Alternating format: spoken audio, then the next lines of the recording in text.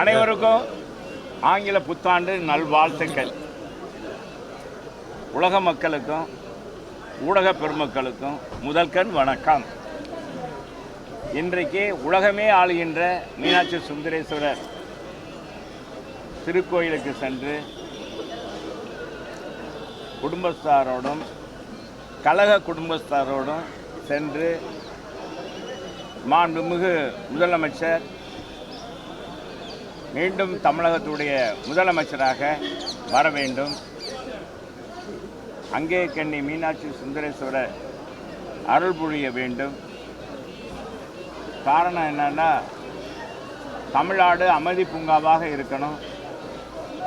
தமிழ்நாட்டில் போதை கலாச்சாரம் இருக்கக்கூடாது. குழந்தையிலிருந்து பாட்டியல் வரைக்கும் பாதுகாப்பு வேணும்.